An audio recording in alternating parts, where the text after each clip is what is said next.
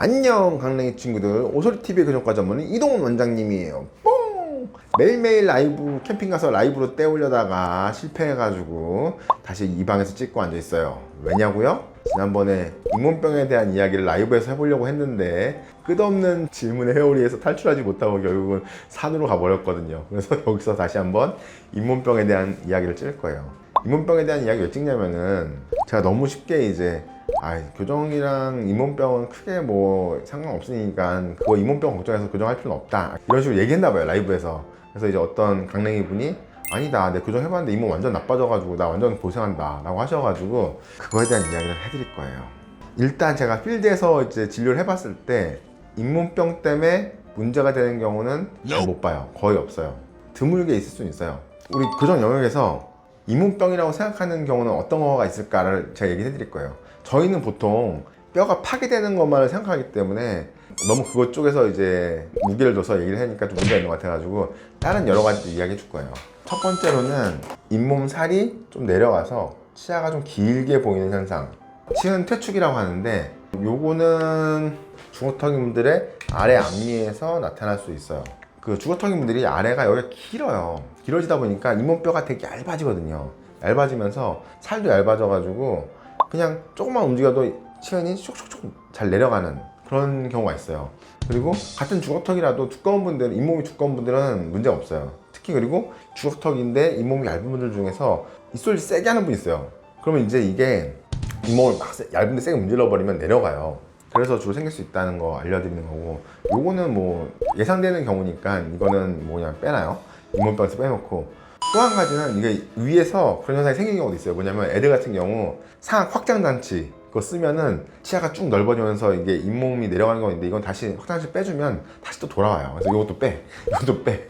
또 한 가지는 정말로 잇몸이 파괴되는 경우가 있어요. 환자분도 관리를 잘했고 저희도 신경 썼지만 파괴되는 경우가 있어요. 이거는 뭐 부작용이라고 할 수가 없어요. 그냥 교정의 부작용이 아니라 그냥 교정 안 했어도 생길 경우여서 그거에 대한 이야기 해드릴게요. 뭐냐면 교정이랑 상관없이 치아가 금간 사람도 있어요. 거울 자세히 보면은 이에 막 실금 같은 거 있잖아요. 그거 얘기하는 게 아니라 뿌리까지 금간 사람이 있어요. 치아 겉에 보이는 실금은 뭐냐면 우리 치아를 싸고 있는 범낭질이라는 게 있는데 유리 같은 게 있어요. 걔네 부분이 살짝 금간 거예요. 이게 아니라 범낭질 안쪽에 상아질이라고 고개 금간 분들이 있어요.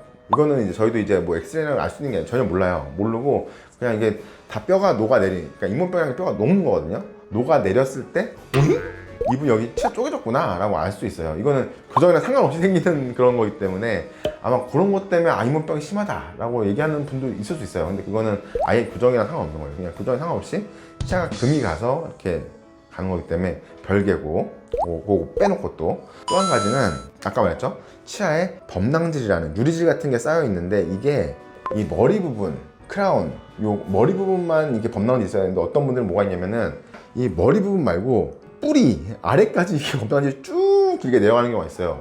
그런 분들은 애시당초 여기가 이제 치아가 뼈랑 딱 밀접하게 있어야 되는데 그 범낭질이 쭉 뼈 아래까지 내려가면은 뼈가 걔한테 못 붙어요. 정확히 뼈가 붙는 게 아닌데, 그래가지고 그쪽을 따라서 음식물이 들어갈 수 있어가지고 결국 잇몸병이 생겨요. 그러니까 이것도 역시 교정이랑 상관없는 거예요. 그냥 구조적인 문제이기 때문에 원래 그 환자분이 가지는 구조적인 문제라서 교정인 부작용이 아니에요. 그냥 그 환자분이 어쩔 수 없이 생길 수밖에 없는 운명을 타고난 거기 때문에 이걸 교정의 부작용을 할 수 없어? 이것도 빼요. 이제 그럼 진짜 저희가 항상 말하는 잇몸 질환을 여러분이 관리 안 하면 교정의 부작용으로 잇몸 질환이 생길 수 있어요. 근데 관리 잘 하시면 문제는 없습니다. 잘 보세요. 치아는 뼈를 뚫고 뽕 이렇게 나와 있죠. 그러면 치아랑 얘랑 완전히 딱 붙어 있는 걸까요? 아니에요. 딱 붙어 있지 않아요. 치아는 요 사이, 이 틈 사이에 뿌리랑 뼈 사이에 쫙쫙쫙쫙쫙 따라서 쭈르르 따라서 인대가 끈이 쫙 묶여 있어요. 잇몸병에 대해서 분류를 하라고 하면은 치아, 뼈, 인대가 둘러싸고 있죠. 그 위에 잇몸 살이 싸고 있어요. 이렇게 싸고 있거든요. 요 중에서 가장 가벼운 경우는 뭐냐면 치은염이라고 그래가지고 요 살 부분, 그냥 얘를 감싸고 있는 살이 뻐가지고 쭉 해지면서 염증이 생기는 경우가 있어요. 이거는 그냥 좀 양치 잘 안 하면은 다 생겨요. 누구나 생기거든요. 뭐 교정하시는 분들은 치은염 자주 있죠. 살살 부어있는 경우 많으니까, 음식물 껴있고 그러면.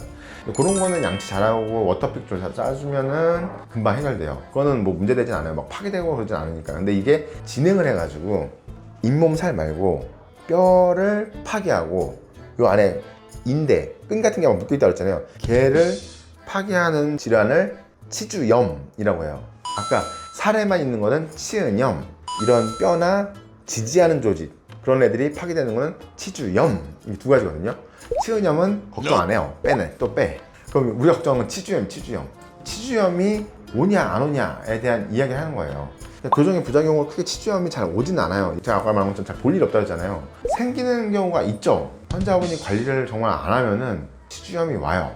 그러면은 교정의 부작용으로 치주염이 오는 건 아니다라고 보는 이유가 뭐냐라고 생각하잖아요. 왜냐면 치주염의 원인 자체는 세균의 활성에 의해서 생기는 질환이 치주염이에요. 세균이 내뿜는 독소들에 의해서 그 조직들이 파괴되는 현상이거든요. 근데 이제 교정을 하게 되면은 이 독소가 나왔을 때 교정은 염증 반응으로 이동을 하거든요. 치아가 얘를 파괴를 가속화시킬 수가 있어요. 그러니까 교정 자체가 파괴하는 게 아니라 여러분들이 관리 잘 안 해가지고 세균이 막 버글버글 있으면은 파괴가 되는 거예요. 근데 그걸 좀 가속화시킬 수 있는 거예요. 그래서 항상 관리를 잘해야 된다라고 얘기를 하는 거예요. 자, 그러면 또 한 가지 이 잇몸 질환을 파괴하는 세균에 대한 이야기를 해줄 거예요. 잇몸병은 세균성 질환이라고 했죠. 여러분들도 많이 아는 구강 내에 두 가지 세균이 있어요. S 뮤탄스와 P 징지발리스. 얘네들은 상업적으로 많이 나오니까 얘기가. S 뮤탄스는 뭐예요? 자일리톨 먹으면 깨끗하고 죽는 애들. 충치를 유발하는 게 S 뮤탄스고, P 징지발리스가 잇몸병을 유발하는 애들이에요. 근데 얘네들의 특징이 있어요. P 징지발리스 특징은 혐기성 환경에서 되게 잘 살아가는 애들이에요. 혐기성 세균이어가지고 보통 사람들은 이게 생길 일이 잘 없어요.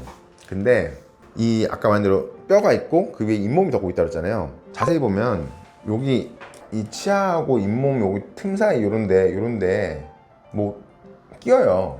이 사이에 틈이 있거든요. 치아랑 살이라고 하면 요 틈하고 여기가 틈이 있어요. 정상적으로는 한 1에서 3mm 사이 정도 있거든요.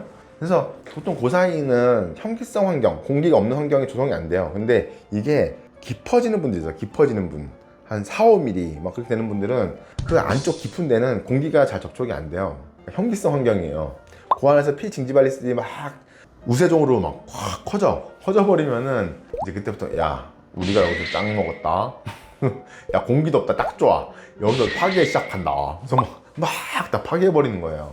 그러니까 만약에 잇몸 질환이 있어서 교정을 하는 경우가 있어요. 이런 경우 환자분이 오면 저희가 무슨 일을 하냐면 일단 이 세균의 숫자를 줄이기 위해서 그 안에 거를 빡빡빡빡 막 다 긁어내서 깨끗하게 만들고 교정을 하면은 아무 문제가 거의 없어요. 근데 이걸 있는 상태에서 하면은 답이 없어요. 막 파괴되고 다 치주 질환이 생길 수가 있거든요. 그래서 이제 보통 그런 분들은 관리를 잘 하는데 젊은 분들 중에서도 주머니가 아까 깊어져 가지고 5, 6mm 이렇게 되는 경우가 잘 안 보이는 쪽에 숨어서 있는 환자분들이 있어요. 그거는 좀 이제 좀 안 좋죠. 그때 파괴가 되죠.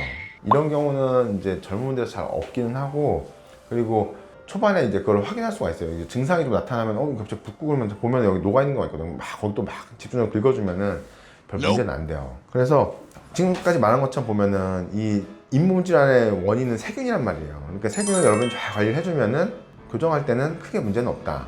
단 여러분들이 좀 아프다, 빨리 가서 얘기해줘야 돼요. 그럼 거기가 약간 안 보이는 쪽에 파괴된 부분이 있어가지고 거기서 세균이 자라는 걸 수도 있거든요. 그러면 그걸 체크를 하고 막 긁어주면 또 이제 무사하게 또 교정을 나머지 진행할 수 있는 거기 때문에 사실 교정하고 뭐 잇몸병하고는 사실 크게 걱정 안 하고 할 수 있다.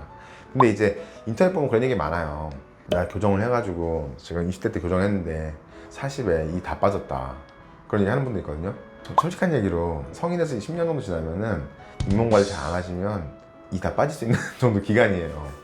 그냥 모든 거를 다 이제 교정 때문에 그렇게 문제 생겼다라고 엮으면은 끝도 없어요. 그래서 너무 잇몸 질환에 대한 두려움 갖지 마시고 여러분 교정 치료 받았으면 좋겠어요. 그리고 관리 잘 하시고요. 워터픽 꼭 쓰시고요. 알았죠? 너무 복잡해서 미안해요. 안녕.